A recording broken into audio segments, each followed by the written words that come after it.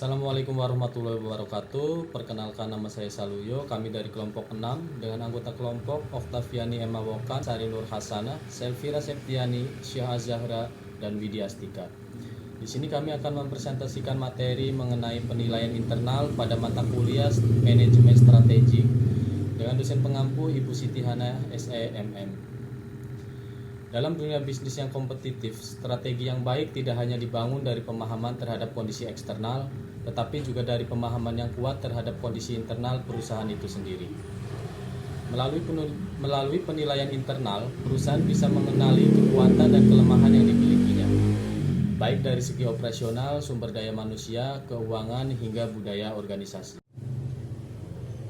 Materi yang akan kami sampaikan pada presentasi kali ini yaitu konsep dasar dan hakikat audit yang akan disampaikan oleh Oktaviani Emma Wokan. Kemudian ada proses audit internal dan pandangan berbasis sumber daya yang akan disampaikan oleh saya sendiri.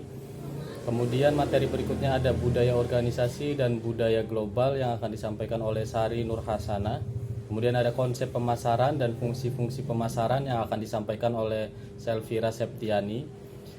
Kemudian ada keuangan dan keputusan final yang akan disampaikan oleh Syah Azahra, dan materi yang terakhir ada rasio keuangan dan kesimpulan dari keseluruhan materi yang akan disampaikan oleh Saudari Widya Astika. Baik, kita langsung aja ke materi yang pertama. Kepada Saudari Oktaviani Emma Wokan kami persilahkan. Konsep dasar penilaian internal. Setiap perusahaan memiliki kekuatan dan kelemahannya masing-masing. Maka dari itu, perusahaan harus mempunyai tujuan. Tujuan strategi dapat memanfaatkan kekuatan dan mengatasi kelemahan. Juga ada audit internal yang merupakan proses evaluasi berbagai aspek operasional internal perusahaan. Yang berikut, hakikat audit internal. Hakikat audit internal terdiri dari 8 bagian. Yang pertama, independen dan objektivitas. Yang kedua, menilai pengendalian internal. Yang ketiga, evaluasi efektivitas dan efisiensi. Yang keempat, memberi rekomendasi perbaikan. Yang kelima, melibatkan seluruh organisasi. Yang keenam, evaluasi risiko dan kepatuhan. Yang ketujuh, transparansi laporan. Dan yang terakhir, proses berkelanjutan. Terima kasih kepada Saudara Oktaviani Emma Wokan atas penyampaian materi mengenai konsep dasar dan hakikat audit. Untuk materi yang selanjutnya yaitu mengenai proses audit internal dan pandangan berbasis sumber daya yang akan disampaikan oleh saya sendiri. Mari kita langsung saja ke materinya. Proses audit internal. Langkah-langkah dalam proses audit internal yang pertama yaitu pengumpulan dan evaluasi data internal. Audit dimulai dengan pengumpulan dan mengevaluasi data dari dalam organisasi, baik data operasional, data keuangan, dan data sumber daya manusia. Yang kedua yaitu identifikasi kekuatan dan kelemahan. Di sini kita harus mengumpulkan minimal 10-20 poin utama mengenai kekuatan dan kelemahan tersebut. Dan di sini kita juga harus fokus pada identifikasi isu paling signifikan untuk prioritas tindakan selanjutnya. Yang ketiga ada kerjasama antar divisi yang sangat penting. Jadi audit tidak bisa dilakukan secara silo. Audit harus ada sinergi lintas fungsi, misal akuntansi, produksi, dan sumber daya manusia itu harus saling berkaitan. Dan yang terakhir ada fokus utama, sinergi lintas fungsi bisnis. Tujuannya bukan hanya perbaikan internal, tetapi untuk meningkatkan kerjasama antar departemen agar lebih efisien dan efektif. Selanjutnya, pandangan berbasis sumber daya RBV atau Resource Based View. Pandangan ini menekankan bahwa keunggulan bersaing berasal dari sumber daya internal organisasi, bukan dari faktor eksternal. RBV adalah teori strategi yang menyatakan bahwa keunggulan kompetitif jangka panjang suatu organisasi terutama berasal dari sumber daya internal yang unik, langka, dan sulit ditiru. Bukan dari faktor eksternal seperti pasar, pesaing, dan lain-lain. Dan untuk jenis-jenis sumber daya RBV tersebut, yang pertama yaitu ada sumber daya fisik, contohnya mesin, gedung, teknologi, dan lokasi yang strategis. Jadi sifatnya ini berwujud. Dan jika dimiliki secara eksklusif, bisa memberikan keunggulan. Yang kedua ada sumber daya manusia, contohnya keahlian pegawai, pengalaman kerja, kreativitas, dan pengetahuan teknis. Jadi sifatnya ini tidak berwujud dan sulit sekali untuk ditiru. Yang ketiga ada sumber daya organisasi ya. Untuk contohnya dari sumber daya organisasi yaitu ada sistem manajemennya, proses bisnis, paten, hak cipta, dan budaya perusahaan. Ini mencakup struktur internal dan aturan main organisasi. Budaya yang positif dan adaptif bisa menjadikan kekuatan besar. Demikian materi yang bisa saya sampaikan mengenai proses audit internal dan pandangan berbasis sumber daya. Untuk materi selanjutnya yaitu mengenai budaya organisasi dan budaya global yang akan disampaikan oleh Saudari Sari Nur Hasanah. Kepada Saudari Nur Hasanah, saya persilahkan. Materi selanjutnya yaitu terkait budaya organisasi dan strategi. Budaya organisasi sangat mempengaruhi strategi. Penting agar budaya selaras dengan strategi untuk keberhasilan. Budaya dapat memperkuat atau menghambat implementasi. Selanjutnya yaitu terkait budaya global. Di Jepang, mereka menekankan konsep WA, yaitu keselarasan kelompok dan harmoni sosial. Pemahaman ini penting untuk membangun hubungan kerja yang produktif. Di Tiongkok, Cina, konsep guangxi sangat penting mengacu pada jaringan pribadi yang membangun kepercayaan dan hubungan jangka panjang. Ini krusial untuk membangun hubungan bisnis yang berkelanjutan. Di Korea, konsep Inhwa mengacu pada keselarasan berdasarkan hierarki dan rasa hormat terhadap otoritas. Memahami nilai ini membantu dalam bekerja sama dengan rekan bisnis. Di Eropa terdapat variasi geografis, misalnya di Italia, lokasi bisnis sangat berpengaruh. Secara umum, Eropa cenderung menghargai keseimbangan kerja hidup dengan konsep pekerja menjadi karyawan tetap yang memiliki hak lebih banyak seperti serikat pekerja dan jaminan sosial. Terima kasih kepada Saudari Sari Nur Hasanah atas penyampaian materinya. Untuk materi selanjutnya akan disampaikan oleh Saudara Selvira Septiani mengenai konsep pemasaran dan fungsi pemasaran. Kepada Saudara Selvira Septiani, saya persilahkan. Baik, saya Selvira Septiani akan melanjuti. Selanjutnya ada konsep pemasaran. Konsep pemasaran adalah pendekatan bisnis yang berfokus pada pemahaman dan pemenuhan kebutuhan pelanggan untuk mencapai keuntungan. Prinsip utamanya meliputi yang pertama, fokus pada pelanggan dan kebutuhan. Bisnis harus memahami apa yang dibutuhkan dan diinginkan konsumen. Yang selanjutnya, penjualan yang menguntungkan. Tujuan bukan hanya menjual, tetapi menciptakan keuntungan untuk jangka panjang. Yang selanjutnya ada tindakan pemasaran yang terintegrasi. Semua elemen pemasaran produk, harga, promosi, dan distribusi harus bekerja dengan selaras. Selanjutnya, berbagai orientasi pemasaran, termasuk orientasi pada produksi, produk, penjualan, konsumen, sosial, holistik, hingga nilai. Intinya, pemasaran bukan sekedar menjual tetapi menciptakan nilai bagi pelanggan dan bisnis. Selanjutnya, fungsi-fungsi pemasaran. Fungsi pemasaran mencakup berbagai aktivitas yang saling terhubung untuk menciptakan nilai bagi pelanggan dan mendorong keberhasilan bisnis. Beberapa fungsi utamanya seperti analisis pelanggan, yaitu memahami kebutuhan, preferensi, dan perilaku konsumen. Fungsi yang kedua, penjualan, yaitu menawarkan dan menjual produk atau jasa kepada pelanggan. Yang ketiga, perencanaan produk atau jasa, seperti menentukan desain, fitur, dan kualitas produk sesuai permintaan pasar. Fungsi selanjutnya ada penetapan harga, yaitu menentukan harga yang kompetitif dan menguntungkan. Yang selanjutnya, distribusi, menyalurkan produk hingga sampai ke tangan konsumen dengan aman.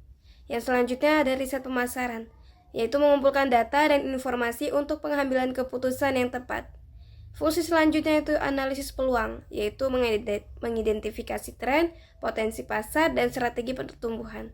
Semua fungsi ini saling melengkapi dan penting untuk membangun strategi pemasaran yang efektif dan berkelanjutan. Terima kasih kepada Saudara Selvira Septiani atas penyampaian materi mengenai konsep pemasaran dan fungsi-fungsi pemasaran. Untuk materi selanjutnya yaitu mengenai keuangan dan keputusan final yang akan disampaikan oleh Saudari Syah Azahra. Kepada Syah Azahra, saya persilahkan. Lalu selanjutnya saya akan menjelaskan tentang keuangan dan akuntansi. Pertama ada menilai keuntungan dan kelemahan finansial, yaitu analisis ini bertujuan untuk mengidentifikasi kekuatan dan kelemahan keuangan perusahaan. Lalu yang kedua ada pengaruh besar terhadap strategi bisnis. Ini menunjukkan bagaimana kondisi keuangan mempengaruhi strategi bisnis yang dijalankan. Lalu yang ketiga ada faktor. Yang pertama ada likuiditas, leverage, profitabilitas, dan arus kas. Ini menunjukkan atau berfokus pada indikator keuangan kunci seperti likuiditas, kemampuan membayar kewajiban jangka pendek, lalu ada leverage, penggunaan hutang, lalu ada profitabilitas, kemampuan menghasilkan keuntungan, dan arus kas, aliran uang masuk dan keluar. Lalu selanjutnya saya akan menjelaskan tentang keputusan finansial. Yang pertama ada investasi dan penilaian internal, yaitu ada alokasi dana. Bagian ini dalam penilaian internal tidak hanya melihat jumlah dana yang diinvestasikan, tetapi juga bagaimana dana tersebut dialokasikan, yaitu apakah alokasi dana selaras dengan strategi bisnis jangka panjang, apakah investasi mendukung pertumbuhan, inovasi, dan efisiensi operasional yang sesuai dengan visi perusahaan.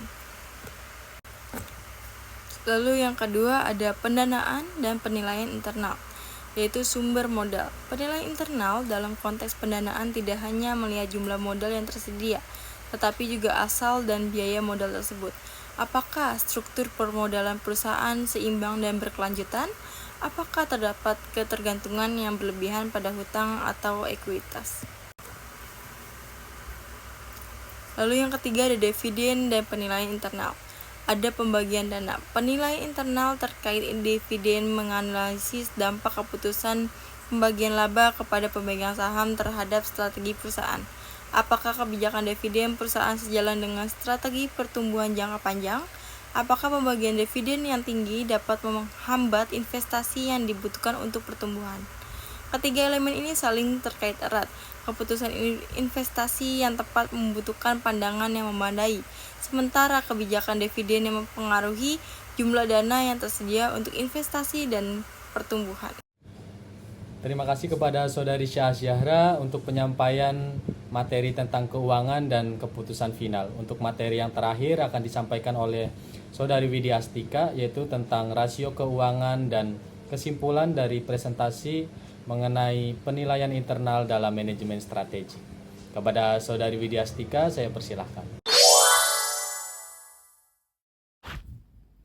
Rasio keuangan penting. Rasio keuangan penting dalam membantu penilaian kerja, pengambilan keputusan, dan komunikasi dengan pemangku kepentingan, serta memberikan wawasan yang mendalam tentang kesehatan finansial perusahaan.